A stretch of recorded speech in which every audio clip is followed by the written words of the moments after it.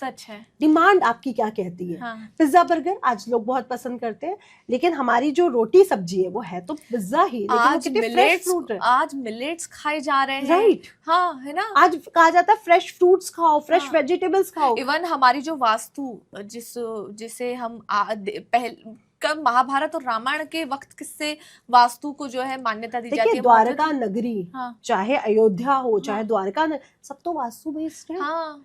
आज भी south India का हर एक घर वास्तु बेस्ड है। सिर्फ नॉर्थ इंडिया में इसको तोड़ा गया क्योंकि मुगल और अंग्रेज पहुंच ही सबसे ज्यादा यहीं पाए ना। मुगल्स ने सबसे ज्यादा जो चोट पहुंचाई है वो नॉर्थ इंडिया में ही तो पहुंचाई है। वो वहां तक कोई नहीं पहुंच। आज साउथ इंडिया में गोल्ड पहन के कैसे लेडीज घूम रही है। आज भी है गोल्ड। हाँ, आज भी अगर हम देखें तो साउथ इंडिया में हमारे जो मंदिर बने, वो जो मंदिरों के ढांचे हैं, वो जो कलाकृतियां हैं, वो पुराने जमाने के आज भी हमें दिखती आज भी है। और आज भी आप मंदिर जाओ ना तो एक मानव शरीर पे शेर का मुख है, नरसिंह अवतार, या घोड़े का शरीर पे हाथी का मुख है। अजीब अजीब क्रिएचर आज भी वहां पे बनाए गए। वो होंगे तभी तो बनाए गए होंगे ना कि डायनासोर था। हमें जब उसकी वो अवशेष मिले तभी हमें क्लियर हुआ कि हाँ ये तो था। हाँ, सही है। ऐसे बहुत से एक हाथी का भी हमें वो मिला जिसको क्या कहा गया, मैमल, उसके अवशेष मिले तो हमने माना ना इतना बड़ा हाथी जिसके इतने बड़े दांत वो रहे होंगे।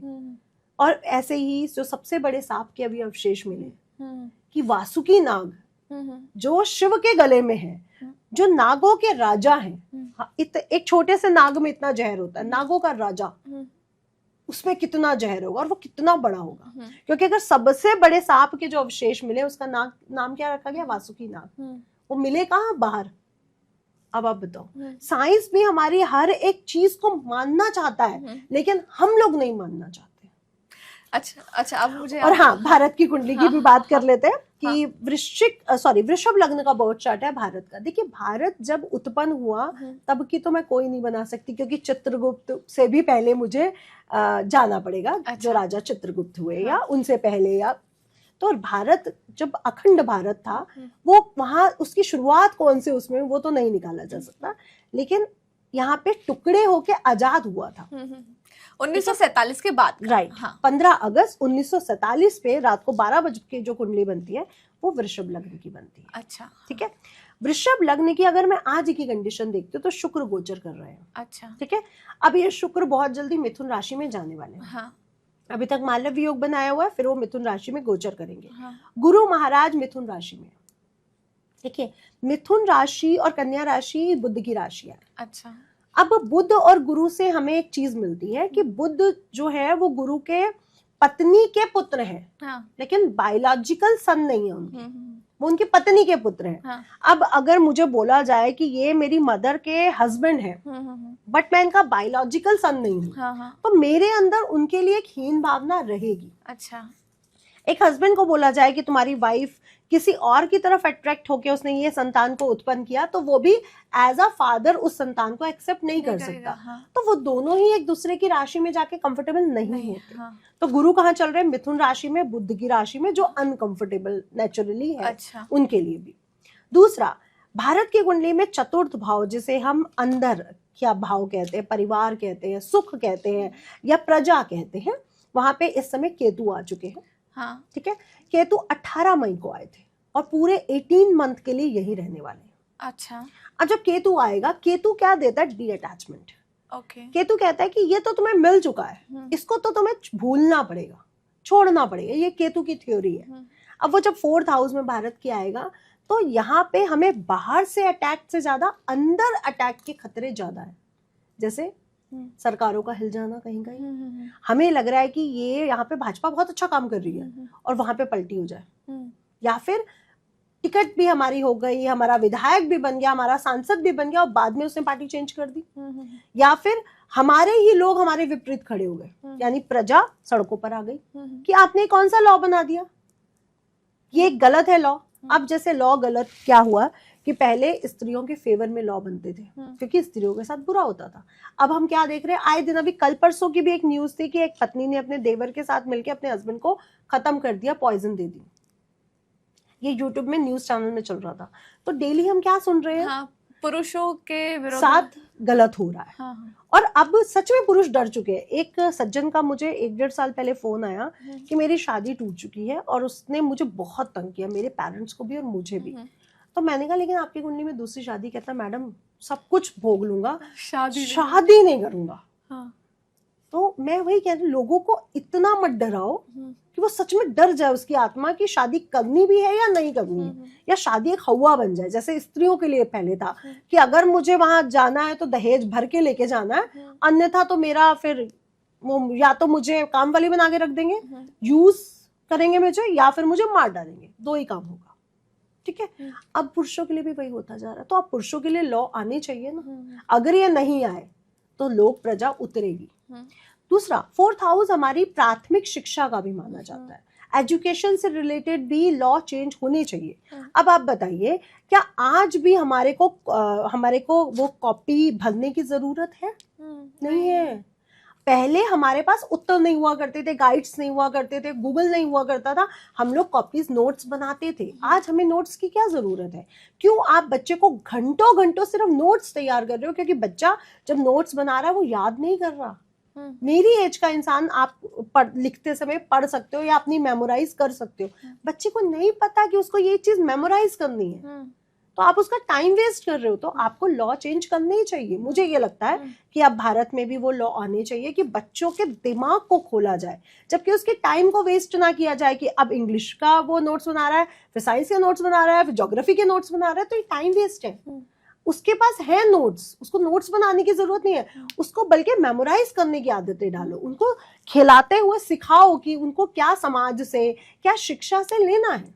अब बाहर के देशों में कैसी एजुकेशन है? आप खेलते हुए, घूमते हुए भी सीख रहे हो, है ना। टीचर कह रही है आओ गार्डन में चले, ये है ग्रीन कलर। हाँ, ठीक है, ग्रीन कलर कहाँ है? तो बच्चा हर पेड़ पे कह रहा है ये है ग्रीन कलर। रेड कलर कहाँ है? वो एप्पल लगा, वो है रेड कलर। आज वो टेक्निक हमें भारत में लाने की जरूरत है, क्योंकि भारत कई सालों से उसी टेक्निक पे खड़ा है, चेंज ही नहीं, अपडेट नहीं मांग रहा। तो ये जरूरत है। मुझे लगता है एजुकेशन में बहुत बड़ा बदलाव आएगा। पुरुषों के प्रति बहुत से लॉ चेंज होने चाहिए, जो होंगे भी, क्योंकि अब 4th हाउस में केतु आ चुका है और मंगल है अभी 28 जुलाई तक। तो मंगल और केतु एक साथ, क्योंकि दोनों ही अंगारक हैं। एक मंगल अग्नि है, केतु भी अग्नि है, और सिंह राशि भी अग्नि है, यानी ट्रिपल फायर यहाँ पे जुड़ा। अब ट्रिपल फायर जुड़ने से क्या हुआ? भूकंप आना, क्योंकि मंगल क्या है? भूमिपुत्र। अच्छा, भूकंप आएगा, हिलेगा, प्लेटों का हिलना, पहाड़ों का हिल जाना, भूकंप आना। ठीक है, एक्सीडेंट होना, मंगल एक्सीडेंट का कारक भी है। ठीक है, और केतु जब एक्सीडेंट होता है, ब्लड निकलता है, उसका कारक है। ठीक है, तो आपने क्या देखा? बहुत से एक्सीडेंट्स देखे हैं। बॉम्बे में एक ट्रेन एक्सीडेंट हुआ। ट्रेन एक्सीडेंट कई बार होते हैं, लेकिन फ्लाइट एक्सीडेंट तो नहीं होता। फ्लाइट क्रैश वो हुआ, बहुत बड़ा था वो भी। ठीक है, और हमने बहुत से मर्डर्स देखे जहां स्त्रियां ही पुरुषों के मर्डर कर रही हैं, या बहुत से मर्डर हम आए दिन सुन रहे हैं। बिहार में तो देखिए इतने हालात खराब है कि एक दिन में 10 लोगों को मार दिया जा रहा है। वही कह रही हूँ, बहुत सी चीजें तो हमारी आंखों के सामने आ ही नहीं पा रही होती, लेकिन वो हो रही होती है घटित। तो जब भी षडाष्टक योग बनता है शनि और मंगल का, क्योंकि षडाष्टक योग द्वंद्व दोष भी बनाता है, यानी लोग इस समय द्वंद्व में, अच्छा या बुरे में जो माइनर थिन लाइन है वो क्या है, हमें इस साइड जाना है या इस साइड जाना है। दूसरा, राहु और मंगल का अंगारक दोष, हर तरफ आ गए, गुस्सा है, क्रोध है। सड़कों पे लोग ऐसे बात करते हैं जैसे आपने हमारी गाड़ी को ऐसे टच कैसे कर दिया, देख कैसे लिया। लोगों में कितना आक्रोश है, पेशेंस बहुत कम है। और आप अभी ट्रैफिक देख लो, हालत खराब है लोगों की। मुंबई ले लें, दिल्ली ले लें, बैंगलोर ले रहे, हर जगह पे मेट्रो सिटीज है। मैं कहती हूँ छोटे शहरों का भी आप देख लो, टियर 2 है ना। लोग ऐसे अपने आप को समझते हैं जैसे कहीं के राजा उतर के आ रहे हो, कि हो कौन यार, क्यों ऐसे बोल रहे हो, आराम से रहो, खुश रहो, हमें भी जीने तो खुद भी जियो। लेकिन लोगों में आक्रोश अजीब सा है, क्यों है समझ नहीं आता कि लोग सोच क्या रहे हैं, चाह क्या रहे हैं। तो ये जब अंगारक दोष बनता है तो लोगों में ये क्वालिटीज आती हैं, वो आक्रोश में रहने लगते हैं। वो अपने आप को पता नहीं क्या समझते हैं कि हम तो तुर्रम खाएं, अभी तुम उतरो तो हम तुम्हारा मुंह तोड़ देंगे, जबकि कई बार उल्टा हो रहा था कि वही पिट के जा रहे होते हैं। लेकिन लोगों में जब राहु और मंगल जुड़ते हैं, अब जिसकी कुंडली में होगा, और अभी गोचर में भी बन गया, ब्रह्मांड में भी, तो वो तो घटित होगा ना। अगर मेरी कुंडली में एक्सीडेंट लिखा है और एक्सीडेंट के योग गोचर में बन जाए तो वो होगा। तो यही है गोचर इस समय जो बना हुआ है। तो प्रजा से सरकार को दिक्कत या प्रजा को सरकार से दिक्कत, ये होनी तय है। अच्छा। दूसरा, राहु इस समय 10th हाउस में चल रहा है। तो राहु जब 10th हाउस कर्म भाव में चलेगा, यानी टेक्निक भारत के लिए बहुत अच्छी बढ़ेगी। अच्छा। हम लोग टेक्निक्स की तरफ जा रहे हैं, टेक्नोलॉजी जो है, टेक्नोलॉजी की तरफ जा रहे हैं। AI हाँ। है ना, AI के कुछ नेगेटिव फॉर्म भी है, कुछ पॉजिटिव भी है, लेकिन हम लोग आई होप एक्सेप्ट करेंगे पॉजिटिव फॉर्म्स को। और दूसरा, आप देखिए इस साल स्पोर्ट्स में भी कहीं ना कहीं भारत आगे रहा है। पिछले 2 साल से हम देख रहे हैं, ये साल और स्पेशल रहा है। मंगल को अगर हम देखते हैं, हाँ। तो मंगल इस साल उनको सपोर्ट कर रहा है। कर्क राशि में रहे पिछले दिनों, अब सिंह में है, फिर कन्या में जाएंगे। कन्या में भी मंगल अच्छा रिजल्ट नहीं देंगे, लेकिन जब वो वृश्चिक में पहुंचेंगे साल के एंड में, और सूर्य भी साल के एंड में जब वृश्चिक में पहुंचेंगे तो बहुत अच्छा रिजल्ट देंगे। यानी साल की जो 2026 की शुरुआत होगी, वहां पे मंगल का फॉर्म काफी अच्छा होगा। अच्छा, ठीक है। अब यहाँ पे युद्ध देखा हमने, पाकिस्तान और इंडिया में एक छोटा सा भारत का एक युद्ध देखा।